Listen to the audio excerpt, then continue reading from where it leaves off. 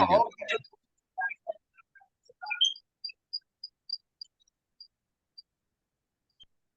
Exactly. Okay, so just so you know, Don, we're having a mixed group.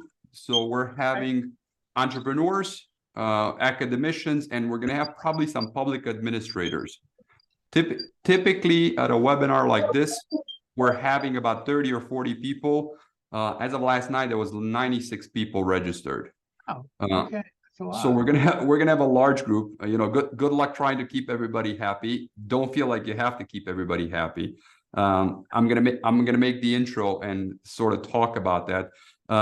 Really, I think that we're setting ourselves up to have you in Romania, and that was also one of my trial balloon to try to see exactly what we'd be interested on this topic of entrepreneurial ecosystems.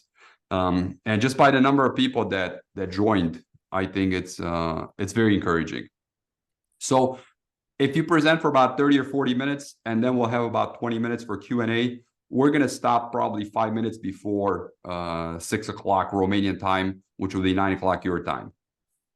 Got it. Yeah, my presentation is about 40 minutes. There you go.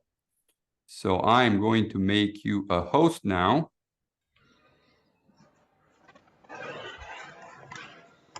So you can do your PowerPoints. So let's give it 5 more minutes until everybody shows up, and then I'm going to do a little intro, remind everybody on the protocols, and then we'll go from there. Not sure why it's not going full screen. Wonder why. Can you see the full screen or? No, I'm only seeing. Why don't you check out of it and then do it again? I think it's weird. Because before it was doing it.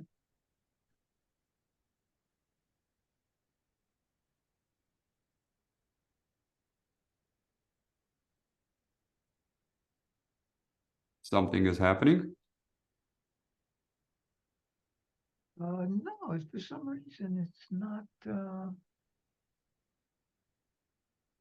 I don't know why it's doing that.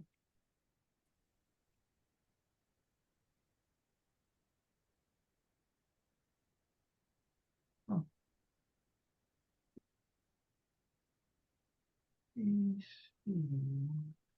I see people coming in. I just want to say welcome, everybody. Good evening or good morning, wherever you are.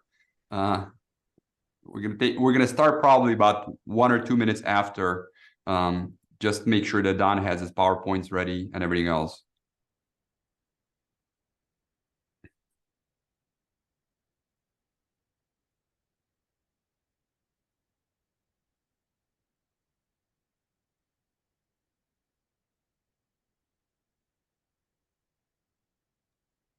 Oh, now do you see it full? I'm seeing it better than I saw it before. So this is good, yes. Okay.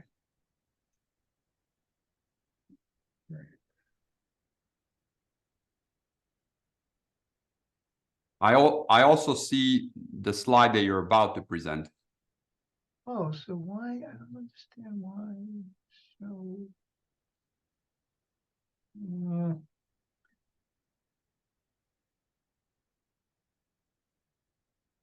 Let me try it one more time.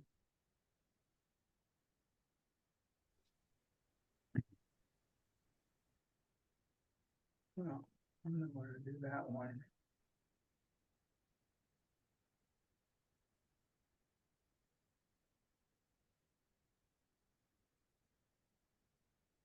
No, that's even worse. If you have to choose the last version that you had. Yeah. No, that one was bad. No, that one looked good. That was okay? That was okay. Go back. Okay, so I'll go back to that. This was okay. Yep, that's okay. Yep. Okay. Vlad is helping us out there. Thank you, Vlad. Welcome.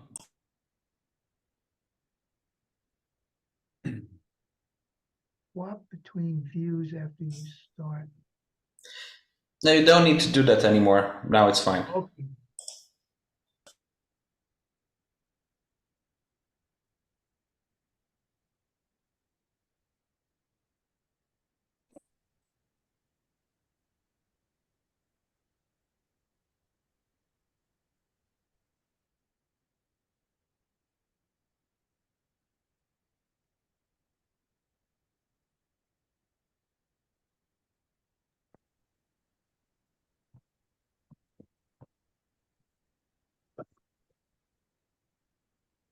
Hello for everyone. I'm Maria Dobrotă from ULBC.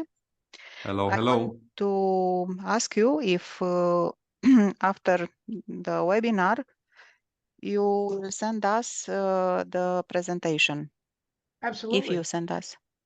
I haven't patented it or, she's part of my presentation, but I haven't. Yeah, you can have both the PowerPoints and also the recording. Yes, please. Thank you.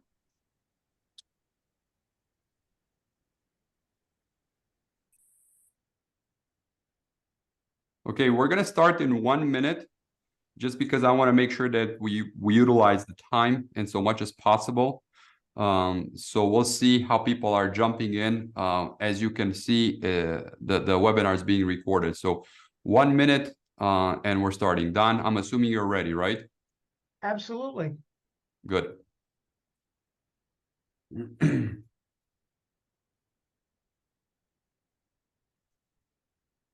You want me to start? Now let me do the intro. All right, Oh. so it's 5 o'clock in Eastern Europe. It is 8 a.m. in Arizona, right? I just want to say thank you to everybody. I think there's some people that may have some issues jumping in. So if you hear a lot of binging on my computer, that's probably what it is.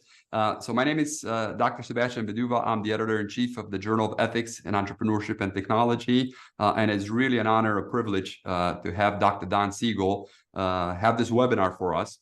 One of the things that we're trying to do as a journal is really to address 3 constituencies that don't always or naturally collaborate with each other.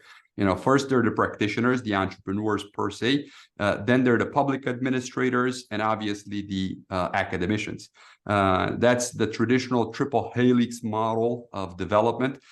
So what we would like to do is have Don make a presentation as to how do them really collaborate together. Obviously, Don is going to go more in the details of the academic entrepreneurship.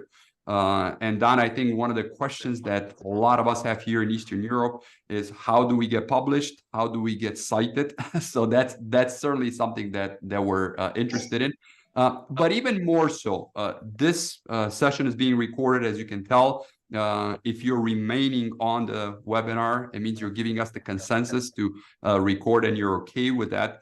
So we'll make the recording available to you if you want it. Also the PowerPoints. So please let us know if you want the PowerPoints or if you want the webinar recording. I just want to say a few words about the protocol. If you want to turn on your video, that's fine, but please make sure you turn off your mic. So I'm going to remind you in case that happens, just so we don't get distracted. Don is going to have the presentation in the early part for about 30 or 40 minutes, and then we'll have the opportunity to ask questions at the last 20 minutes. For the sake of time and to make sure that the questions are properly curated, I will ask you to put your questions in the chat. Or if you're not okay with that, I'm going to put my phone number there and you can send me a question on WhatsApp. And I'll be asking the questions and also curate them. Please have them constructive. So make sure that these are constructive questions for Don. What we're trying to do, Don, is really gauging the possibility of having you in Romania sometimes next year for a live conference. So that's our secret agenda. Again, we appreciate you taking the time and doing this for us, especially since this is Thanksgiving week for you. So tomorrow you're starting a long holiday. So you're doing this for us. We really appreciate it. Without any further ado, I want to remind everybody to turn off their microphones. And Don, the virtual floor is yours. Well, thank you very much for that very generous introduction, Sebastian. I'm delighted to be here, honored to speak to this esteemed audience. I have to start out by saying that I am a member of a cult. And it's a cult of academics who've been studying this topic for many years. And I'm going to try to present some of the lessons that have been learned, not just for academics, but for policymakers and managers from this literature, and then point to some new directions, some areas where we need more research to inform practice. So that's my objective here today. And then I'll conclude by doing what academics do best, of course, and that's engage in some shameless self-promotion of our center called the Global Center for Technology Transfer. So I'm going to put in a little pitch for us in the center. I also want to put a pitch in for the journal. As you can see, I have the honor of serving as an editor of the Journal of Technology Transfer, which is the only academic journal that is devoted to the identification and dissemination of best practices in technology transfer on the managerial implications and the public policy implications. And as you'll see, that's something that is important. Let me go. Now, what we've witnessed in the last 40 years almost, or at least 30 years, is a substantial rise in the commercialization of research on campus, in surrounding regions of the university, in partnerships between universities, industries, and federal laboratories, and more importantly, the full development of entrepreneurial ecosystems on campuses with public-private support from the government, from industry, and maybe more importantly, from donors, from philanthropy. So that's a trend. The second trend is a burgeoning interdisciplinary scholarly research on this phenomenon. Everybody's interested in this topic, and it's only become of greater interest. For example, I'll give you an example. During the pandemic, all three of the major vaccines were the result of university or federal lab technology transfer.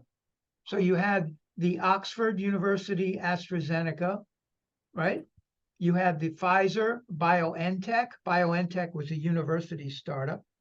And then you had the NIH Moderna vaccine. And Moderna is a startup that was founded by Robert Langer at MIT.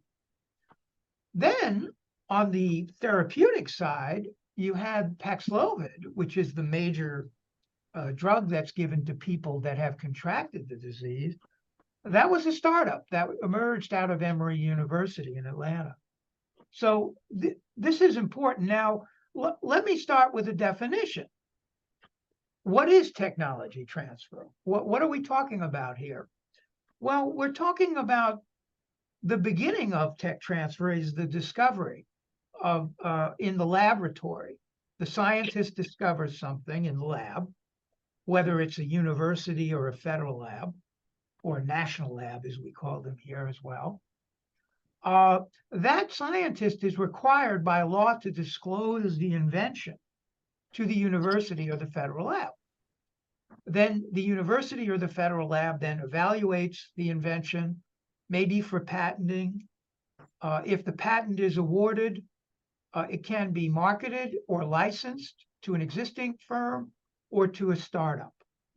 At least in theory, this is how it's supposed to work. Now, we found in our research that it doesn't always work that way because for example, a lot of faculty members are not disclosing their inventions to the university. So that's an issue that you have to confront as a manager and as a policymaker. And we have some papers on that, which I'll talk about later. But what we've witnessed is an explosion of commercialization of research. Hey, Don. Yeah.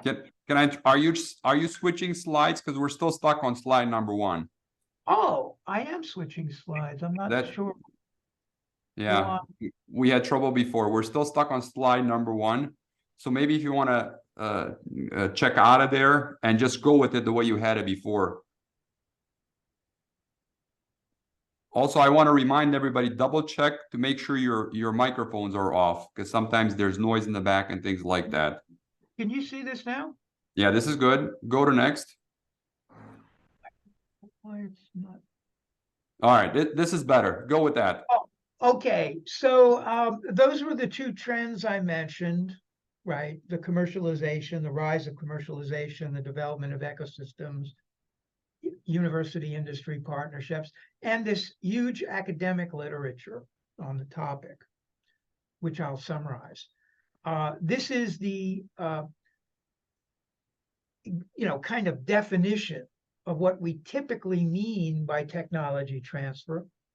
There is a focus on commercialization and commercial outcomes. You can have a broad definition of technology transfer, but this is typically what we think of, which is the disclosure of an invention, which is required by law, by the scientist, the evaluation of that invention, disclosure for patenting, and then maybe the marketing, the awarding of the patent, the marketing of the patent to an existing company or to a firm that has been established to commercialize the innovation, a startup.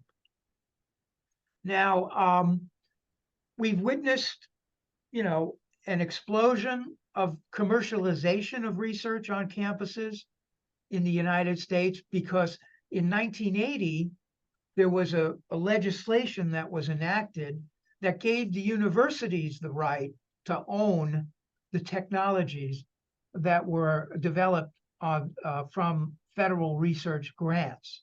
So, for example, at my university, Arizona State University, if I'm working on a grant from the NIH, the National Institutes of Health, or the National Science Foundation, before 1980, the innovation belonged to the federal agency, not to the university. So if a firm wanted to commercialize that innovation, they would have to go to the federal agency, not to the university.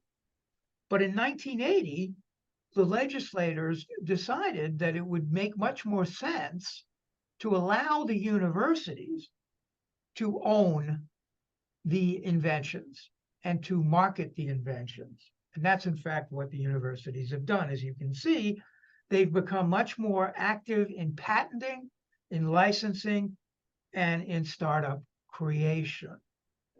So that's been the major difference. And now we've also witnessed the rise, because ownership now is not at the federal agency, but at the university. We've also witnessed the rise of technology transfer as a profession. So we have managers at universities working with firms, working with entrepreneurs who manage technology transfer. This is called the Association of University Technology Managers, which is now global. So in other countries, by the way, one thing that is different in other countries is that in some countries in Europe, for example, it's not the university that owns the invention, it's the inventor. So we have inventor ownership, not university ownership. So that's another kind of national difference. But we also have the rise of technology transfer at our federal laboratories. I'm going to talk about the federal laboratories a little bit later, because in some countries, especially European countries, the national laboratories or public research institutes and organizations actually get more money from the national government than the universities. So in Germany and France, these national institutes, for example, the Max Planck Institutes in Germany, they actually get more money from the government than the universities. Now, there's a vast literature on academic entrepreneurship and technology transfer. It focuses on the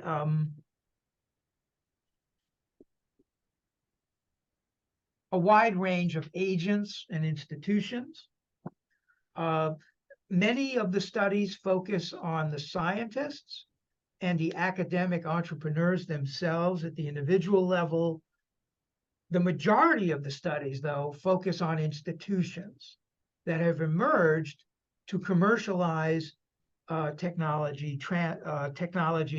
at universities. For example, the technology transfer offices themselves, property-based institutions like incubators, accelerators, science parks, technology parks, various research centers that involve university industry partnerships.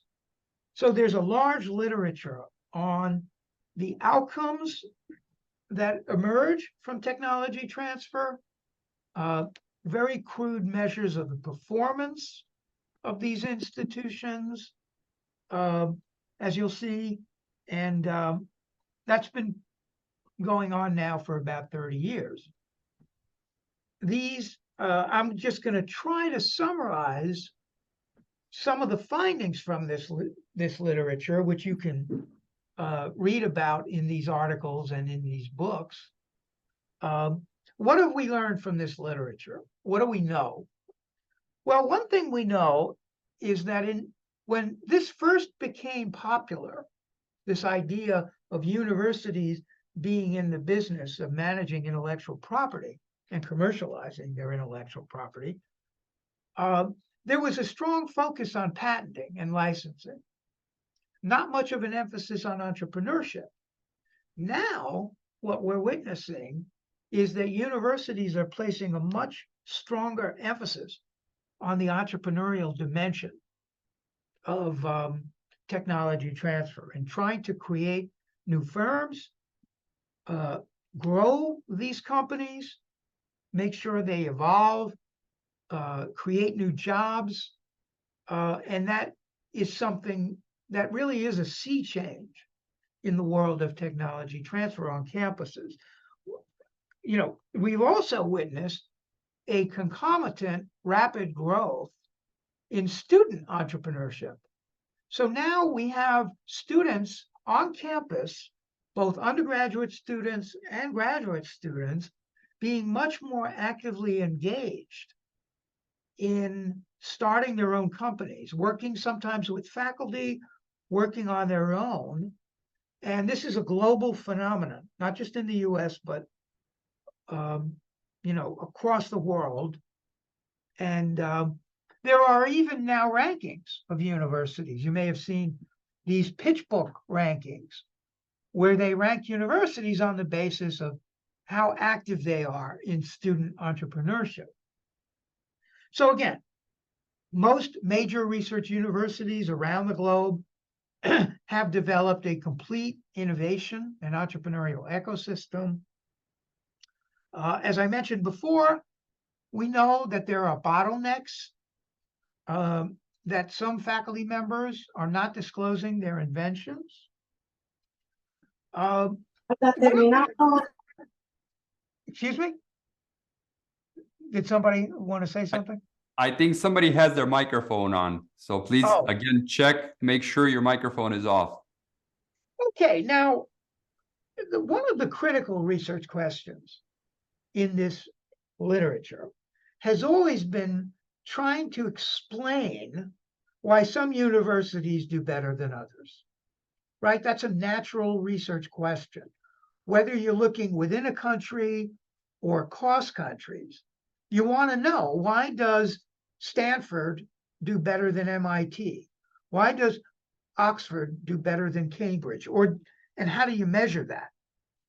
So there's been a lot of emphasis on trying to explain relative performance. And I myself have contributed a lot to that literature by analyzing the effectiveness of technology transfer across universities. What have we learned from that literature? Well, we learned that incentives matter. That is how much you allow faculty members to earn from this. That's called the royalty distribution formula. So, for example, at some institutions, faculty always benefit from engaging in this activity. They generate, you know, they're allowed to receive a certain share of the revenue. So at some universities, that may be 25%, but at other universities, for example, Carnegie Mellon, which is one of the top research universities in the country, the faculty member gets 75% of the revenue. So it matters what that share is. The incentives matter. The second thing that's been shown, a lot of sociologists have worked on this topic, is that social networks are very important. If you want to develop your university, you want to develop a strength in technology transfer, you want to, you want those benefits for your university or for your region, you have to tap into these networks of star scientists. A third factor that's been shown to be important would be institutional policies. So, for example, many faculty don't want to be involved in technology transfer because it's not what they were trained to do, not what they were told that they needed to do to be promoted and tenured at their institutions. So many universities in America now are moving towards rewarding technology transfer in promotion and tenure. That's an institutional policy. We also know that organizational culture, the culture of the academic department, that matters quite a bit. We also know that technology transfer offices themselves can play an important educational role in promoting commercialization and entrepreneurship. So the literature is mainly focused on these macro, what I would call macro issues, because it's been dominated by economists and sociologists. In recent years, we've been arguing that we need more micro research. We need more research on we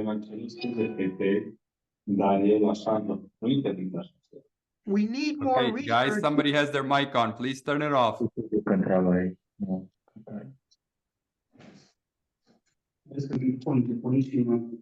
Ani? I think I lost my. Hold on one second. Unfortunately, I have to make you host again. So I apologize. Make host. There we go.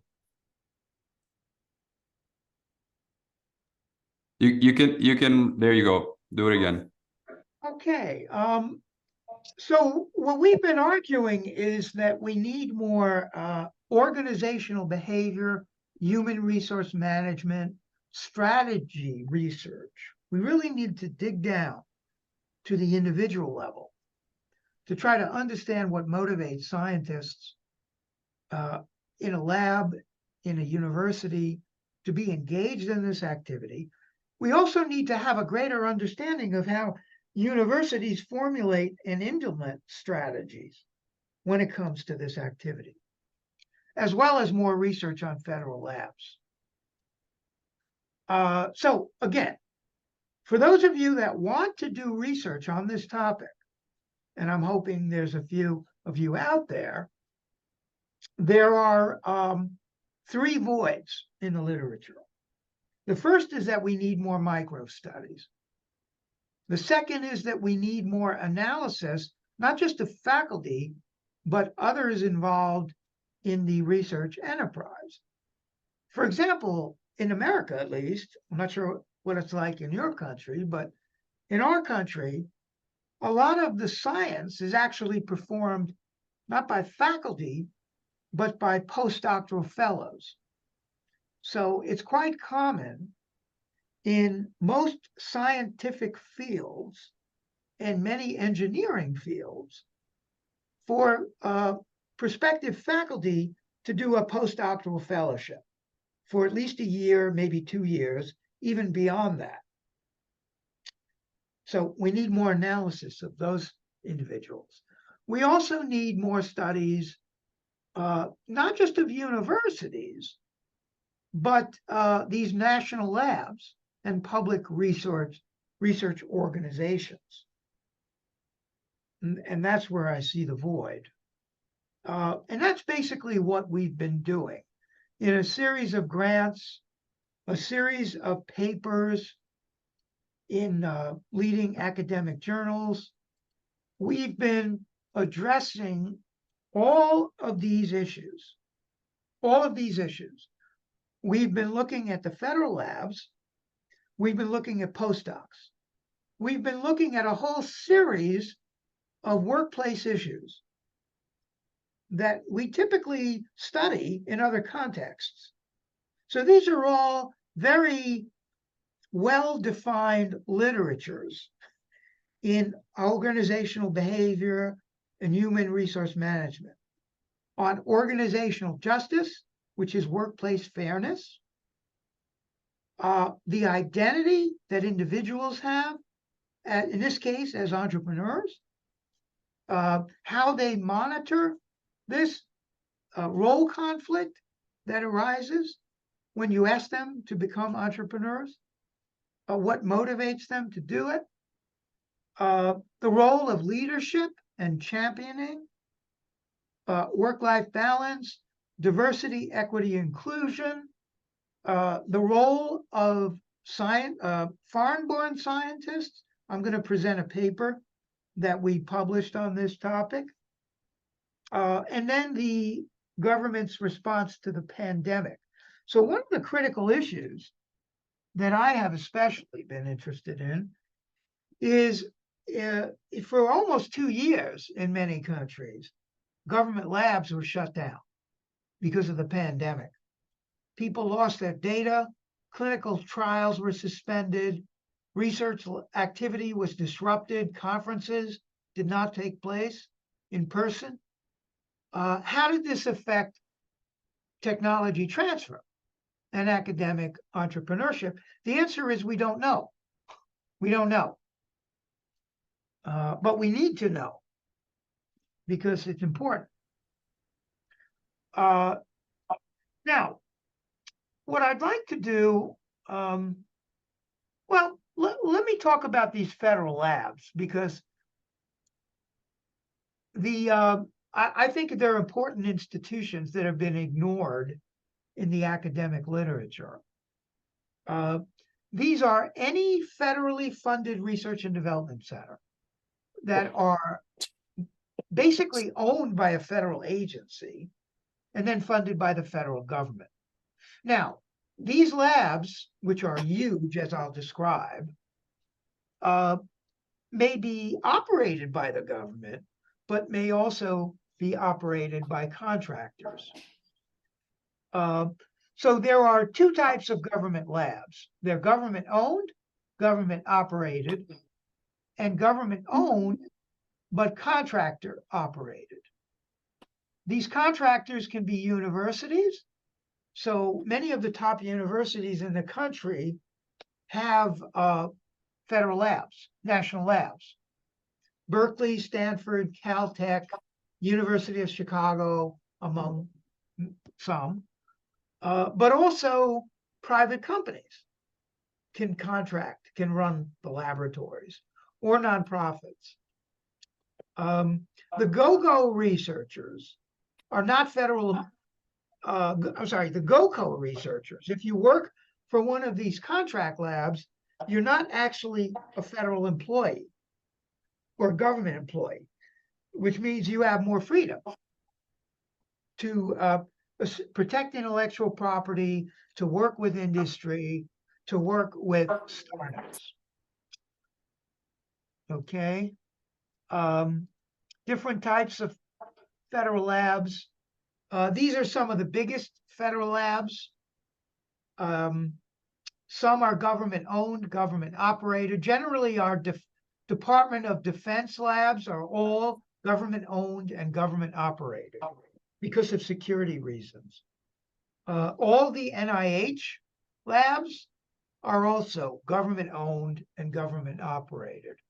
But many of the largest labs, the so-called national laboratories, are run by contractors. Los Alamos, Berkeley, Sandia, and others. These are the 17 national labs. You can see where they are geographically. And the biggest ones are in California. And they're run by the Department of Energy. But these are huge institutions. So this graph shows you not only how much money is spent on R&D at these national labs, but also how many scientists and engineers they have. So let's get to the biggest ones. Sandia, for example. This is 10 years ago, over 10 years ago, had $1.7 billion in funding and over 10,000 scientists and engineers at that national labs, and they actually have multiple labs. They also have students. They also have postdocs, especially the labs that are connected to the universities. So these are huge facilities. Each of them has an area of expertise, and they do leading edge science. There have been multiple Nobel Prizes won by these federal labs. And that's also true, by the way, in other countries. In CERN, for example, in Switzerland, the French national labs, the Max Planck Institutes, they do leading edge science, but they also have a technology transfer mission. They all have technology transfer offices. And we know very little about how these offices are performing, how they're managed. So we've been kind of looking at that. Again, I want to stress that these federal labs are huge. And the example I always give to illustrate how huge they are is that if you take all the University of California campuses, right? That means Berkeley, UCLA, UC San Diego, UC Davis, huge campuses, all 10 University of California systems. There's actually more R&D expenditure and more R&D personnel at the federal labs in California, right? The federal expenditure is actually greater than all federal expenditure for research at the universities. Now, unfortunately, they don't do as much tech transfer, as you can see. The universities are doing the bulk of it. And that's what we're trying to find out is why is there much less tech transfer at these federal/national labs? Now, what I want to do is talk about a paper. I want to give you an example of a paper that we have that deals with academic entrepreneurship. And this is coming out in a journal called Small Business Economics, which is one of the leading entrepreneurship journals. For a special issue, by the way, on entrepreneurial ecosystems at universities. Now, why is this important? Why is it important to look at foreign-born science? Well, that's because in the US, now, the majority of postdoctoral fellows in the United States of America are actually foreign-born. The majority of professors in both computer science and in many fields in engineering are foreign-born scientists. Now, we also know from the literature that foreign-born scientists are more productive in their research than domestic scientists, whether you measure that by publications or citations. So the key research question that we're trying to address in this paper, which had not been addressed before, is how is this foreign-born status relevant to engagement in tech transfer? Are foreign-born academics more likely or less likely to engage in tech transfer? And how do they navigate the role conflict that emerges when you ask university scientists to be entrepreneurial, right? That's what this is all about. This triple helix model that you were talking about before is we're asking academic scientists to take on a new role as an entrepreneur, to engage in this commercialization. Now, this gets back to the question of the identity of the scientist. And there's now a very large literature on entrepreneurial identity. How do people assume an identity as an entrepreneur? Now, as we've pointed out in our Academy of Management Perspectives paper, this is asking university scientists to assume a new role as an academic entrepreneur. And they need to develop their entrepreneurial identity. Now, we are going to argue, our first hypothesis is that this role conflict, which is centered around entrepreneurial demands, right? You're asking a scientist who normally just does teaching and research to take on this new role as an entrepreneur, that there will be a negative relationship between role conflict and entrepreneurial identity. Why? Because they have primary roles as researchers and teachers, and adding this entrepreneurial role induces conflict. Conflict regarding time, resources, skill sets they might have, incongruent behaviors, right? They may be assuming that you want them to do more applied research, not basic research. It may also conflict with their promotion and tenure systems at their universities, which focus more on publications and grants, not tech transfer.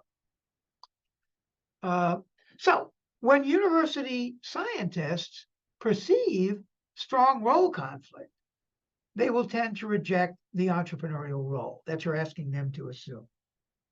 So that's why we predict that negative relationship. Now, we are going to argue, however, that foreign-born academics are able, that this effect will be less pronounced for foreign-born academics. They're going to be able to navigate this role conflict more effectively. Why? Because they've already taken on an entrepreneurial role through migration, through having to acculturate and assimilate to a new nation and a new culture. Now, this is all consistent with what we know from the entrepreneurship literature, which is highly skilled immigrants tend to be more entrepreneurial. So we hypothesize that foreign-born scientists who get these tenure-track positions are going to be able to work through that role conflict more effectively. Now, we also argue that foreign-born scientists will be more likely to engage in technology transfer relative to their domestic counterparts because they're highly skilled immigrants, right? And we know that high skilled immigrants are more likely to either patent or launch a new company. These happen to be academics, okay? And so we're assuming that will, kind of hold also for these foreign-born academics. Also, that they're likely to excel at both the intellectual and social capital that you need for tech transfer engagement. they've been more productive in their research. They've made those connections. They can draw on that intellectual and social capital. They also, because they don't tend to be as wealthy as their domestic counterparts, may be more motivated by the pecuniary incentives. So we also believe, our final hypothesis, that this relationship between foreign-born status and entrepreneurial identity will be mediated by prior engagement in tech transfer. Don, if I can pause you here for a second, I just want to start telling the participants to prepare their questions. Yep. So in about 5 minutes or so, start putting them in chat, guys. The questions that you have for Don on these topics or anything else, because I want to have the last 15 minutes for questions. You know, I want to end on time. So go ahead, Don. Yeah, and I'm almost done with the paper. I just want to say that we did this survey, internet survey. We looked at academic scientists at the top U.S. research universities. We had a fairly good response rate. This was actually part of a survey that we did on organizational justice. So we were asking very sensitive questions about relationships between the faculty member and the university. For example, were they disclosing their inventions to the university? And so these are very sensitive questions. In fact, it's illegal in our country for you not to disclose the inventions. So that explains why the response rate wasn't that great, but we did get a fairly decent response rate. We also used conventional measures of some of our key constructs. Those are role conflict, technology transfer engagement, and entrepreneurial identity.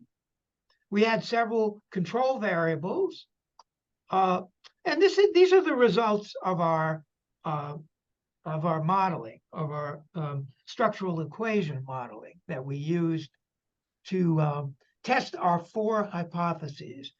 And as you can see, those hypotheses were confirmed. Now, so what were the conclusions? The conclusions were that foreign-born scientists are well positioned for academic entrepreneurship. If your objective is to stimulate this activity, then foreign-born scientists are actually more likely to be engaged in it. Why? Because they have a greater ability to manage role conflict. They're more likely to engage in it because they need the money, right? Because of the pecuniary incentives. And we also found that engagement in tech transfer mediates the positive impact, this positive impact on entrepreneurial identity. So if you want to attract foreign-born scientists and you really want to stimulate academic entrepreneurship, you want to get those that have been engaged in this activity before. So the policy implications here are pretty clear. If you want to stimulate the commercialization of research at your university and in your region, you want to have a more open immigration policy with respect to your scientists and engineers. We're currently kind of extending this research. We're really trying to get inside the mindset of these foreign-born scientists, trying to understand their cognitive flexibility, how they react to justice, which I mentioned earlier, how they deal with role conflict, and also looking at that issue that I mentioned before of the effect of the pandemic on both domestic and foreign-born scientists. So I'm going to conclude by just putting in, letting you know about our center, because we want you to be part of our network. We launched this center in 2022 to be the world's leading center for the study of technology transfer, but also bridging the gap between research and practice. We have 6 senior academics. 5 of these academics are chaired professors in multiple colleges on our campus, at the W.P. Carey School, at the Thunderbird School of Global Management, in the School of Arts and Sciences, in my college, which is the Watts College of Public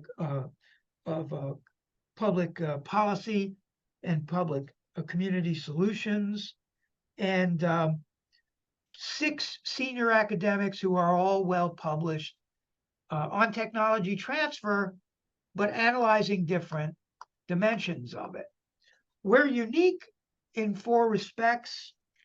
The first is that we have an interdisciplinary center, so we cover all fields of business administration. We have OB, HR, strategy, economics, public policy, entrepreneurship, geography, people who study regional development, economic development. Number 2 is we look at multiple institutions, universities, firms, federal labs, and public research organizations. We're global. We have innovative educational programs. So we're developing educational programs for managers, executive level, and for graduate students. We've had now, 9 graduate students and postdocs working on our projects. Many of these students are now teaching, have tenure-track jobs at major universities around the world. Since 2022, we've published 17 papers in leading academic journals, which I define as journals on the Financial Times 50 journal list, and those with high impact factors. You I'm sure have heard of these journals. We've also been very deeply engaged in public policy in Washington through the National Academies of Sciences, Engineering, and Medicine. We have currently 5 of our special issues of leading journals that our faculty are editing. I'm involved in 4 of those. So if you're interested in publishing in these journals and you're working on a topic related to this, these are the journals that we're editing. But we also have journal editors for major journals in innovation, technology transfer, and entrepreneurship. So that's, what I wanted to do today was summarize the literature, what we've learned, what we need to learn, number 1.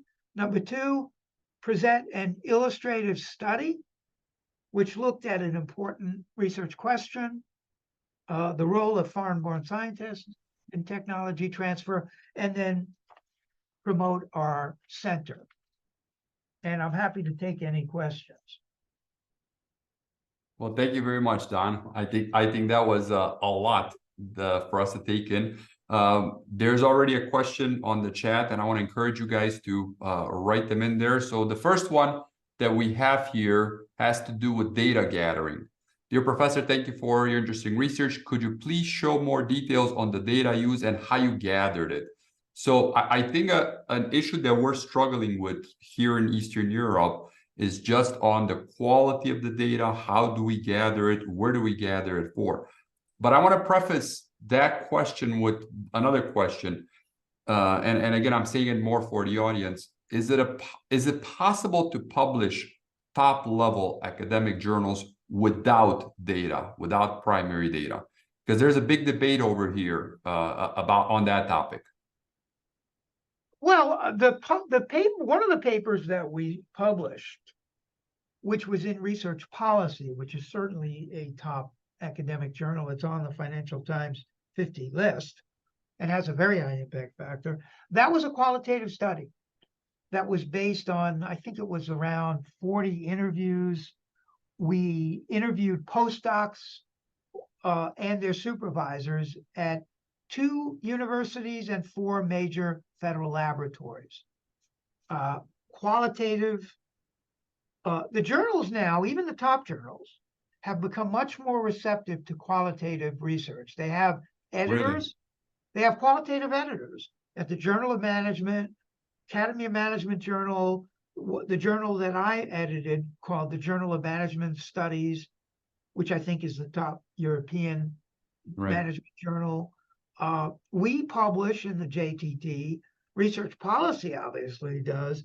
So no, you can publish qualitative work, and even in the top journals. Obviously, ASQ, AMJ has their own qualitative editor and section. We have a paper under review right now, second round, revise and resubmit, that's looking at entrepreneurial identity.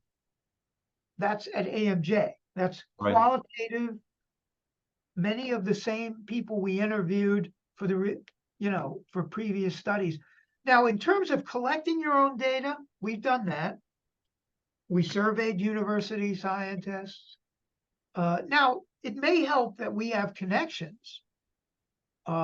We got the support of the vice presidents of research at some of these institutions to make sure that the faculty filled out the survey. And of course, our own university. I work at the nation's largest research university. Right. We have 150,000 students here. Right. We have 30,000 engineering students at our university. So we have a lot of professors, You would imagine. in Yeah, engineering and science.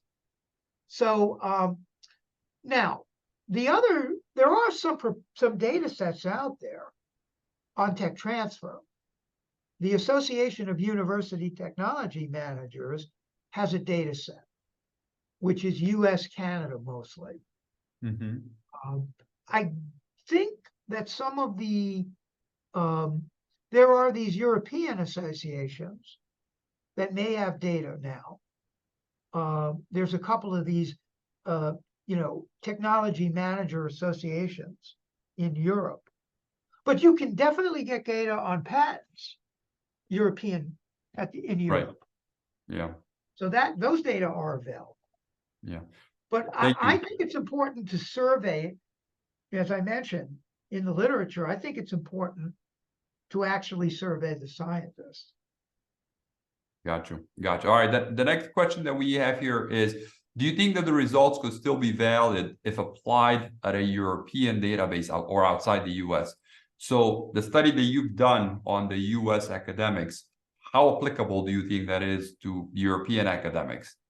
Well, I think it's absolutely applicable. The only difference is, somebody mentioned this in the chat, some of the countries in Europe have a different intellectual property regime. Yeah. They have inventor ownership. And there have been a few studies, and we've published some in the journal, that have looked at the difference between inventor ownership versus university ownership. And some nations have switched back and forth. That's a really interesting question. Right. But I think one thing that is true in the European context is that they're just starting, I think, to be much more aggressive in commercializing intellectual property. The Americans have always been a little more aggressive. The UK has been very aggressive too. Right. And Ireland also. Ireland, they've been working with industry and with entrepreneurs now for many, many years and been pretty creative about it. Mhm. So I think what you'd find is that the institutions are less entrepreneurial, Right. but that means there's much more potential for growth. I view that as an opportunity to change things. Yeah. Very optimistic. Very optimistic. All right. Absolutely. We have time, I think, for one more question. So last question here, what would be the best method or methodology-wise for gathering qualitative data? So in your experience in the research that you've seen, what's the best method? the best method is to get the support of your top university officials, to have them lay the groundwork for you to do your field research. When we went, and by the way, we did our field research not just at the universities, but at the federal laboratories. We worked with the tech transfer officials at each of those institutions to get support for the qualitative analysis. And remember, we were asking very sensitive questions. Right, right. Like, what is the relationship between the scientists and the supervisor, the PI, the principal investigator? So we were looking at very sensitive issues about leadership, justice, things I mentioned, because that's one of the challenges. How do you motivate scientists who've been trained to do conventional science, to publish, and that's it? You know, patent maybe, not beyond that. How do you get them to be engaged in this? One of the idea, and I don't want to prolong the issue, but one of the idea that we're toying with here is introducing a course of kind of like an elective during their PhD program, where you actually have an advisor that goes through their PhD dissertation, their PhD topic, and says, okay, how are you going to commercialize this? Or is this commercializable? And at least what you're doing is you're planting that seed that, you know, they should be thinking in those terms of, you know, can you turn this into a company? Have you seen this model anywhere? Have you seen any universities that do that in their PhD programs? Not in the PhD program. What we have on campuses now is a program that the National Science Foundation started about 10 years ago, which has expanded greatly, called the Innovation Core. It's called I-Core, Innovation Core program. And and it's funny, we had the session, it's too bad you didn't go to that session, but we did a whole session at Academy of Management on the, this Innovation Core program. There are now these hubs across the country, leading research universities that all have these programs. So we did a session at the Academy, which had all the leading entrepreneurship scholars, the editor of ETP, Entrepreneurship Theory and Practice, the editor of Strategic Entrepreneurship Journal, one of the JBV editors, who are studying this program, which is designed to train academic entrepreneurs. So anyone who says, I think I have an idea for a company, I'm a postdoc, I'm a graduate student, I'm a faculty member, I'm going to go through this entrepreneurial training. That's the program that we're studying. We're going to try another session this year at AOM on this. But sound like we need to have another webinar on that topic, because I think there will be quite a bit of interest on that. Well, this training, that's what you need. Now, I have not heard of any PhD program in America that is doing what you're doing. We're not doing it. We're planning to do it. We're far away from that. And what we're trying to do, obviously, we're from the business program, but we would like to apply this, you know, to all disciplines. You know, talk to people and see what's the commercial viability of their PhD. I think it's a great idea. Yeah, let's keep dialoguing on that. Well, listen, we don't want to take any more of your time. We do hope to see you in person in Romania. If you wouldn't mind sending us your PowerPoints, and then I'm going to send it to the whole group, you know, and also of the recordings. Let's keep the dialogue going. You heard a lot of wonderful research opportunities, dialogue opportunities among the community with your colleagues. Let's keep in touch, and hopefully we'll get to see each other in person. Thank you so much, Don. And have a good Thanksgiving. And if anybody has a question about the journal or any research they're working on, then please feel free to send me an email about it. Yeah, especially the center. I think the center is something that we want to be part of. So you'll certainly hear a lot of follow-up from us on that one. Fantastic. That's why we created it, to expand it globally. That's excellent. Excellent. Thank you very much, everybody. Thank you for your time. Have a good day. Have a good evening here. Thank you. Yep. Thank See you. ya. Bye-bye. Thank you. Bye-bye. Thank you. Bye bye.